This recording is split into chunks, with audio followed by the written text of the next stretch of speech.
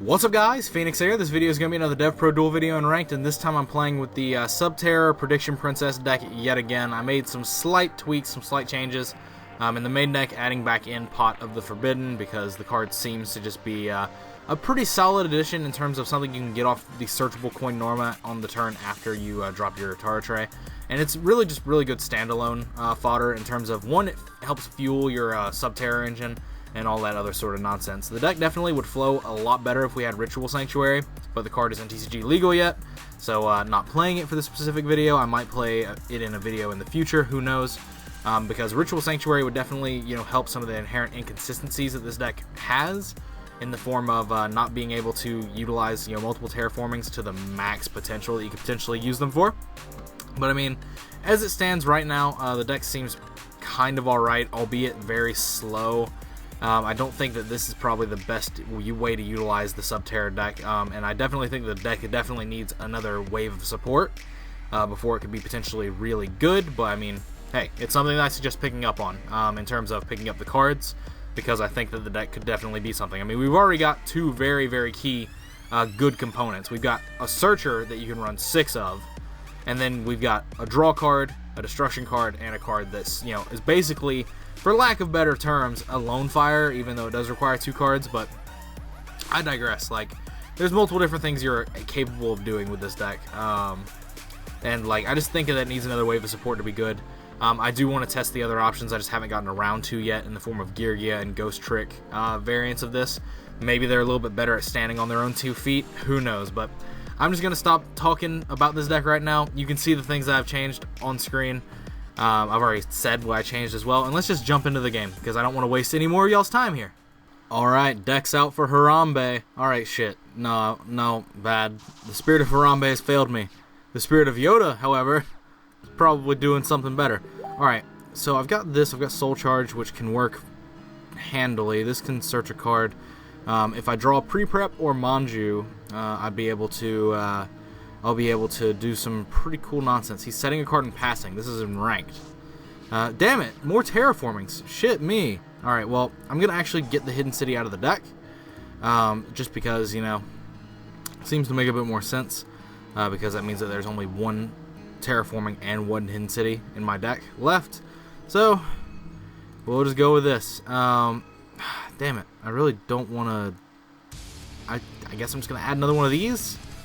Even though I really don't want to, because, like, I'm just gonna attack over this. I'm gonna see what it is.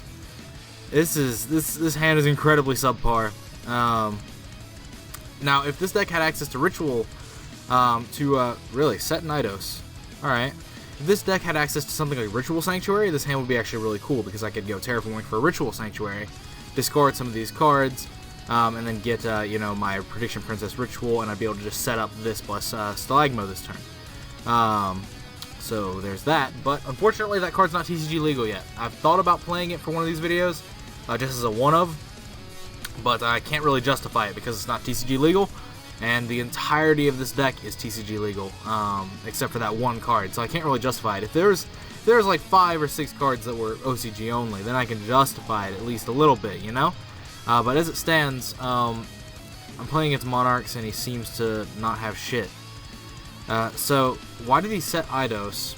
I can't tell I don't know if he drew that Stormforth or not, but why did he set Eidos? Okay, he's Tribute Summoning for a Quick Draw Synchro. Oh, he bricked! Oh, he bricked. Oh, he bricked. That makes infinitely more sense. Oh, he bricked. Which means that I should just be able to absolutely go running wild. Now, unfortunately, that's not a card that does anything to unbrick my hand in the form of this Tara tray just sitting here. I can definitely Soul Charge. I can play another Hidden City. I can Soul Charge this back. I can normal summon this, tribute it in that, and that'd get a Umastrix, and then Umastrix can flip face down, can flip this face up. Yeah, okay, so I guess that's the plan. So we'll activate Soul Charge here for just this 1. Because it's gonna meld my board to a point where it seems pretty doable. So I can activate this. I can send Umastrix and send these 2, and I can special the Umastrix face up, right? And so then I can use Umastrix's ability to flip it face down. This guy's effect will activate, special summoning himself in defense mode. And then I can activate this other hidden city, but I'm actually going to activate terraforming first. So I'm just going to take the other hidden city out of the deck. I'm just going to take them all. Like, I can still just get the Brawl +1 off hidden citying for, you know, cards. So I'll just do that. So I'll add a card that I'm going to discard, which is Nemesis Warrior. And then from here, I'm capable of activating this. Fuck me. Fuck me.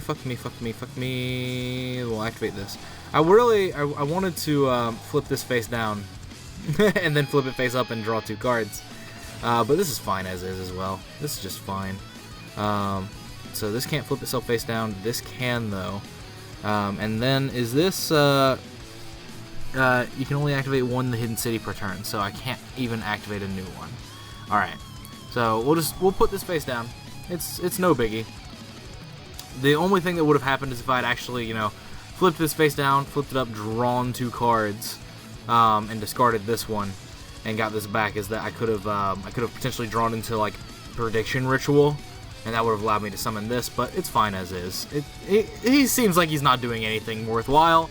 He's already used the Stormforth. He Stormforth away my Nemesis Warrior. Okay, so he finally drew a Monarch. So a Monarch was what he was missing. All right. And so this can be activated during either player's turn, which is definitely something to note. But so he's got that. He can add another Monarch Stormforth if he wants. But we're just gonna start gaining information about what he has in his hand. The only tribute summonable monster he had was Quick Draw Synchron. Damn. All right, so he has another one of these, which I'm fine with, per se, because he can tribute one of them. Oh, he's got this too. He had this in... Alright. Alright, well, let's see. This thing can stop attacks. And I can change the monster to the face-down monster to attack position, so that's fine as well. Because what that'll allow me to do is that will allow me to attribute this off. Depending on what he Stormforths away, obviously. If he Stormforths away the Stalagmo, then I can just tribute this in this to get another Umastrix. Face down, and then it'll flip face up. He's hitting that, alright. So the Umastrix will be able to trigger. Now he's gonna have a lot of tempo here because he drew into this Monarch. And so what he's capable of doing is he's capable of doing some things. Some things are very valuable for him to do. What he add? He added Erebus. Okay, so he can add that.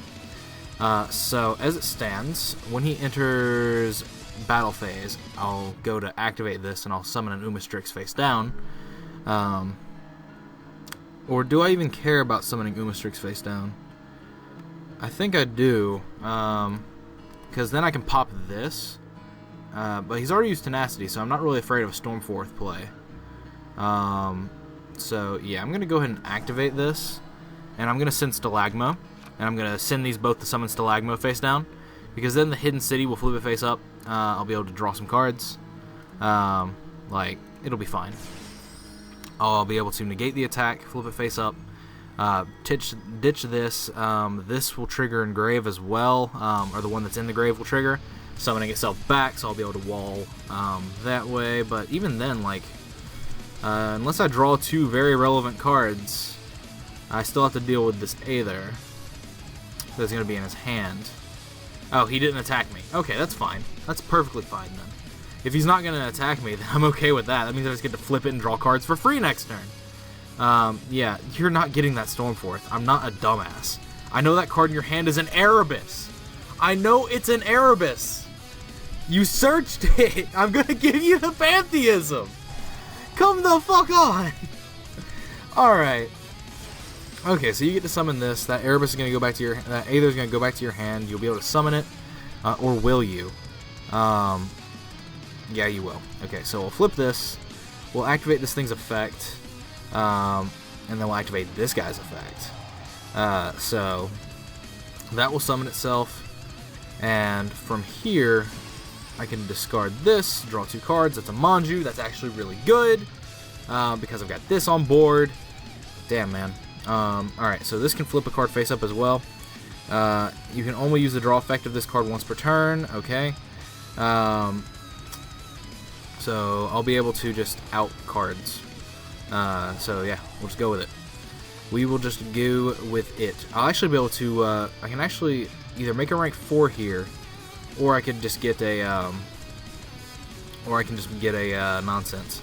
I can just get another Umastrix from the deck, and that would allow me to summon it face down, flip it face up with this. Actually, I can search another Stalagmo. Damn. Alright, yeah, we're going to do that. We're going to do this. The Hidden Cities effect will add a Stalagmo, and then I'll use Nemesis Warrior tributing off the Manju to send Umastrix, and I'll summon it face down. And that way, I'll be able to flip it face up with the Hidden City, and then I'll be able to pop his either. So that seems fun. So we'll pop this, and he gets to use that now. Sure, fine. So what happens here is that if he summons this, he gets to search off return again, which is fine as well. So he's doing that. He doesn't have Monarch Stormforth active because I didn't give it to him because I'm not a dumbass. At least not to a certain degree. And so he tributed his... He really tributed too? Why didn't he just tribute... Okay, fine, whatever. What? Whatever. Sure, take it. But the issue now is that he's going to have that Stormforth. I've got a strike and a warning, which means I basically just effectively get to end his next turn, his next possible 2 turns at that. He gets to add back a Monarch Stormforth, which is going to be slightly problematic. But other than that, okay, Karaz. Oh, what are you going to Karaz? Oh, you're Karazing nothing because it misses timing. So from here, I can activate this, sending this, and summoning my big dumbass from hand in the form of Prediction Princess Taratrae. And so I get to attack over all of these, and from there, things are looking up, and away. But so from this can attack over that, this can attack over that in defense mode. I'm gonna activate this. I need to activate this and flip it face down, because I need to kill all of them. He added back a Monarch Stormforth, which honestly I don't think I necessarily too much care about, because of the fact that I'm gonna have 3 set monsters. So the one thing that he gets to take care of and get rid of, I don't really care about. So that's fine. He has Eidos either engrave, or not Eidos either, Eidos Idea engrave, and using the strike I get to negate the Eidos, and then warning can stop whatever tribute summon that he goes for. But so entering main phase 2, we'll activate these to both put themselves face down, and then Taratrae will be able to summon a thing face down at the end of the turn as well. I don't see myself losing this game. He had a really slow start, so did I, but I mean, shit. That's the way the cookie crumbles, I guess, sometimes. Well, let's see. So this will activate. I guess I can summon another. Umastrix is probably the best one here, because like I have no cards in hand, so and like Umastrix pops cards, and so that's actually, you know, relevant. The only problem is that none of these have stats that are bigger than Monarchs in either attack or defense, so that's kind of shitty. But as it stands, I'm okay with it. So here we have an interesting occurrence in that I really just want to draw phase and pop this. I'm gonna hold down A and see where it gets me. See what happens, because, you know, let's see, how many does he have in grave? He has 1 more Monarch spell and trap in grave. So yeah, definitely. He can definitely summon this again if I flipped Umastrix right here and popped it. So that is going to activate there, and I'm going to 100% just strike it. So that's not going to happen. And now I've got warning as well, so I can effectively end his turn, because he's going to tribute summon 1 monster, and it's going to get warning. The reason I striked that there instead of saving it for later and warning in this is because obviously return is here. Return can make the Monarchs play around strike, because return will be the last chain link. so that's something that you don't really want to work with. Honestly, he's summoning Quick Draw here.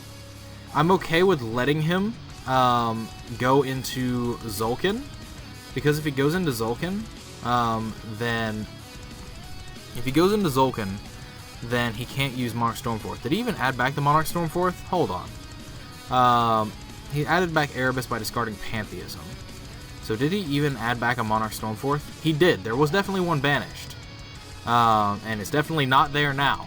So I'm definitely one of these people that is. What? Where did the Monarch Stormforth go? There was one that was banished. So what the fuck? I'm so curious. I'm so curious. Tenacity, revealing Erebus. So this must be the Monarch Stormforth. That should be the Monarch Stormforth in his hand, unless I'm just retarded, or I wasn't paying attention. Both of these things could be options. It looks like he's actually just going to go Stormforth Aether. Yeah, he's gonna go Stormforth Erebus and try to set up Stormforth Aether on my turn. But little does he know that that I'm 100% okay with everything that he's doing, because I can stop all of it. And then next turn I can just do things. So if he sets up, if he goes into a Zulkin here, then, okay, so he's activated the Monarch Stormforth. So from here, I'm going to go ahead and activate this. I'm going to flip up the, Umastrix, and that is going to, and that's going to pop the Quick Draw, because he's already locked out of his extra deck, so I'm not going to pop this. He can just bring it back. So the Nemesis Warrior will summon itself as well, and I get to warning his Erebus, and then he'll only have a Monarch Stormforth in hand.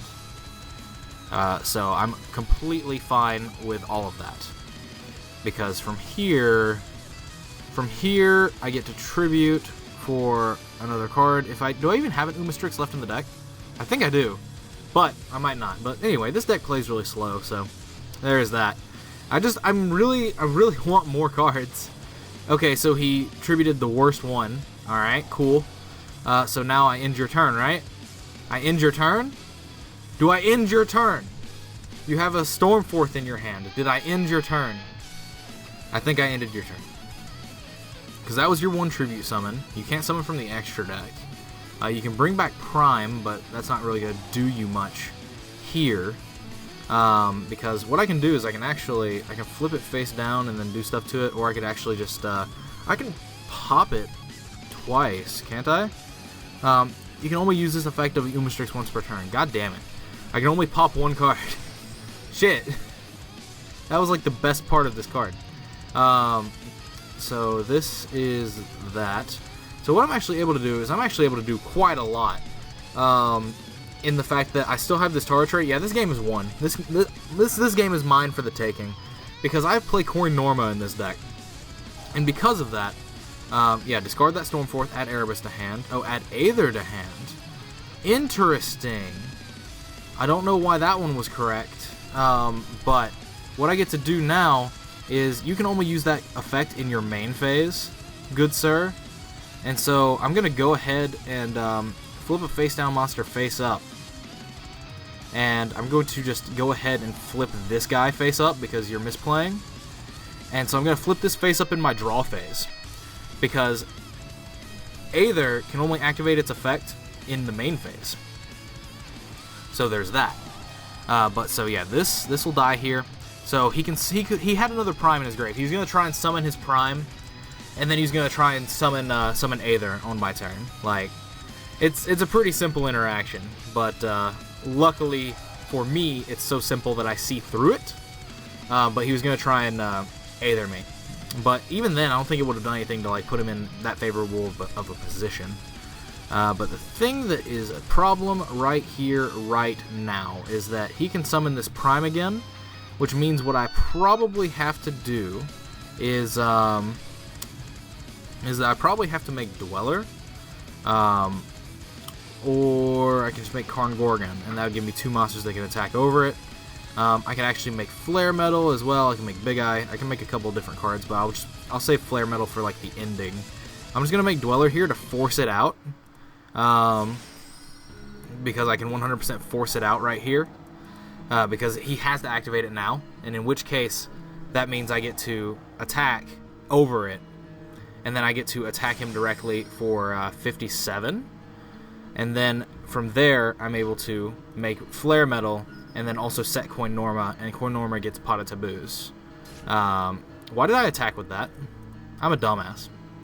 I started thinking on tangents as per usual, but I still think there's no way I could possibly lose this game. He's already summoned it once per turn, his once per turn summon of it. And I'm going to be able to flip both of these face down, or I can make Flare Metal. So there's that as an option as well. He's got another Eidos Engrave for Eidos Idea, so that's a problem. But as it stands, I don't think it actually matters because I get to go Dweller at the start of the turn. Yeah, this is fine. This is 100% fine. What the hell am I thinking? He would have 2,000 less. He'd be at 23 if I had not attacked with this first. I could have made Flare Metal and done some things there, but it's fine. It's fine where it stands. In this draw phase, I'm going to activate this Dweller. That way he can't use the Eidos to get Idea, and he also can't use Pantheism if there's one in there. He can't. All right. So surrendering. All right. Well, that one definitely didn't go as smoothly as I wanted it to. He opened pretty badly. Tried to claw it back, but he couldn't claw it back because I wouldn't let him. But honestly, this deck is still just really slow. It needs some cards next set to make it faster.